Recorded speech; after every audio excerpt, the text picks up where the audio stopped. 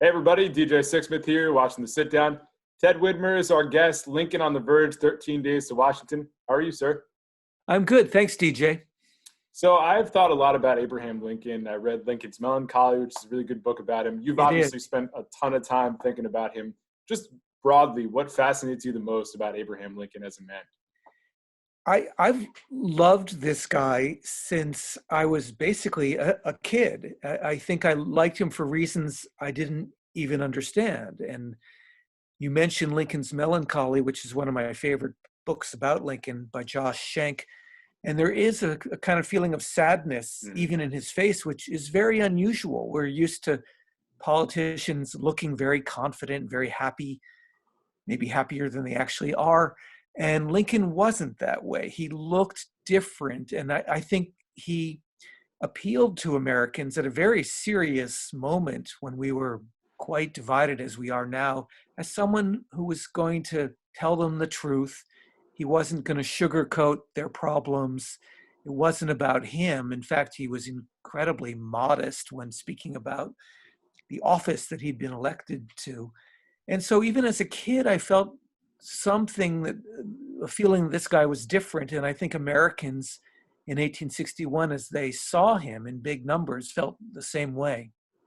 Yeah, he was really just a common guy. I mean, you read about his story. He's really like this vagabond trying to figure things out, going through law, and then he finds his way to the top of the country, and he goes on Right. this really important train ride, which, quite frankly, I had never heard about. So I would love to know, how did you first find out about it, and what was most interesting learning about And basically, I feel like I got lucky. We pick these history topics. Sometimes they're fun and interesting. Sometimes they're not. But I knew I wanted to do a Lincoln book. it? As I'd gotten older, I'd read much more deeply in his speeches, and I found them beautiful. So I wanted to do a book about Lincoln as a writer and a speaker and where this incredible language comes from. But then I also like trains. It's just a personal thing. I like trains. I actually like Amtrak. I'm maybe Yeah. in a minority, but I do.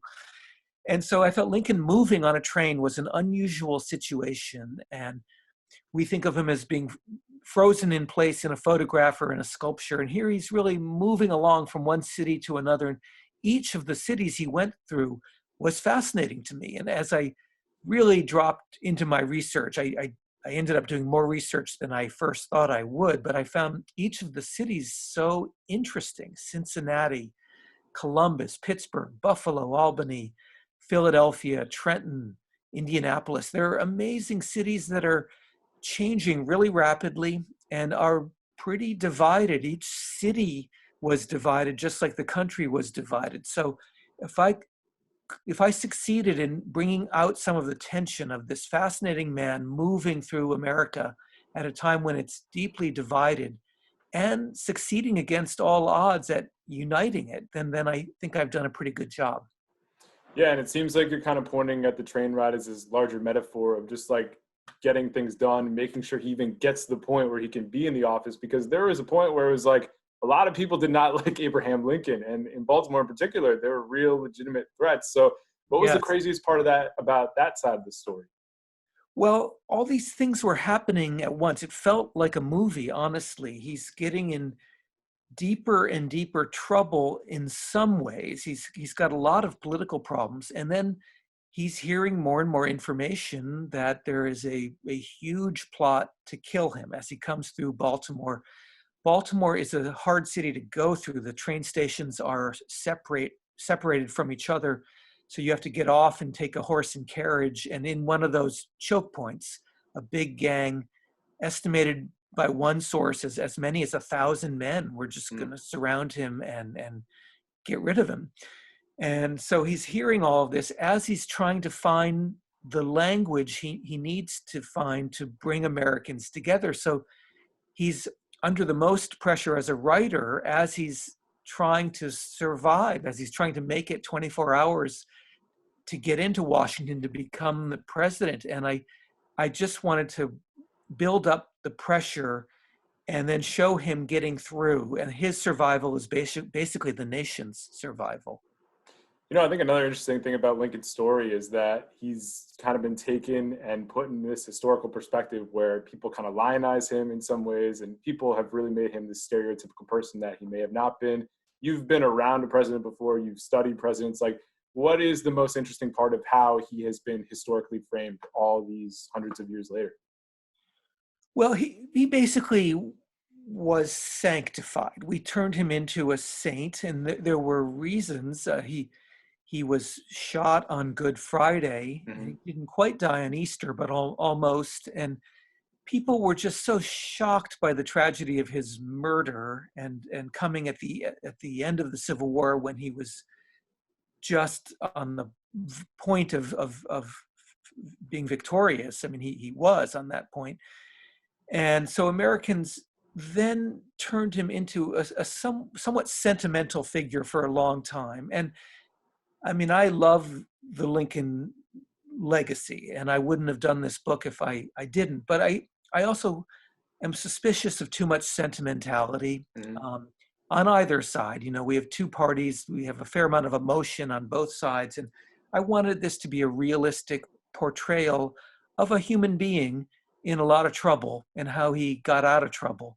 And so there are mistakes along the way. He gives a couple clunker speeches, and I was interested in those. He nearly lost his inaugural address, and there are constant human moments during this 13-day train trip where it really looks like it's not going to turn out well. And so even though I love Lincoln, if I have made him a little bit more human in this Mm-hmm. book, then I'm happy. Yeah, he was fallible just like the rest of us. So why don't we dive Right. into a little bit of just kind of the missteps? Like, what were some moments in those 13 days where you're like, oh boy, this isn't looking so great for Abe right now? Well, on the first night of the trip, the train goes from Springfield, Illinois to Indianapolis, and there's a big enthusiastic crowd. And he gives a couple speeches, and he has written out his speeches very carefully. He's a careful guy. But the problem was he'd give one speech, which was his careful speech, and then crowds would demand more speeches. So he would have to improvise. And in those improvised moments, he would say things that he shouldn't say. And so in Indianapolis, he talked about the South's theory of a loose union, Hmm. meaning you can secede, you can take your state out of the union. And he compared it to free love, to the idea that you can just get together with a romantic partner and not get married and then walk away from her or him. And that was way too graphic for most readers in 1861. So he got in a lot of trouble on the very first day for being a little bit too vulgar, which is interesting because it isn't the sentimental Lincoln that we think of. It's a coarser version of this guy. In Pittsburgh, he had decided to give an economic address. It's important for presidents to talk about the economy. He didn't know the economy very well, and he gave a really boring speech and a pretty ill-informed speech that worried his supporters a lot about, is he qualified to be the president? So he was a work in progress on every one of these 13 days.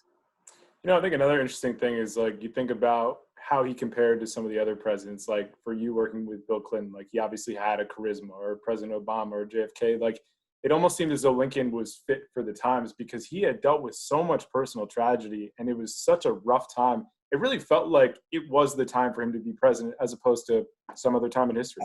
Absolutely true. I don't think he could have won at any other moment. And I really think he was the person for the job right at that moment. And one thing I try to say at the beginning of the book is how unbelievably unlikely it was that he would become the president. I mean, even 6 months or a year before he wins, very few people think he has any chance. There's a long list of 21 possible Republicans at the end of 1859. It's only 5 months before the convention, and he's not even in the top 21.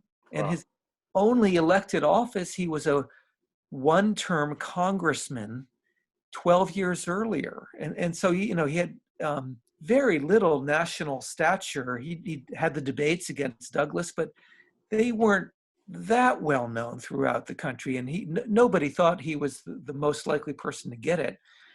But then he got it. And um, as it turned out, he was the perfect person, just like you said, to win the election. The Republicans were still a very new party. he needed they needed to win the centrist Midwest, just like Mhm. presidents now need to win the Midwest. I mean, a lot of the same states, Pennsylvania, Ohio, Indiana, Illinois. He was more likely to win those states than the people who were more liberal, basically, than him. They didn't use that word then. So he was the right kind of centrist to win. But Mhm. then, as it turned out, this guy with a lot of real life experience and who'd gotten through some tragedy and who had this very sad face that people commented on, he was a realistic speaker to Americans who felt like we're going into a storm Mm. and we don't want a fake optimist telling us everything's going to be okay. We want a realistic person, and that's what he was. It's an unbelievable story, and I'm really looking forward to having people check out your book. Ted, thanks so much for jumping on today, and be good, all Thanks right? so much, DJ. Great to talk to you.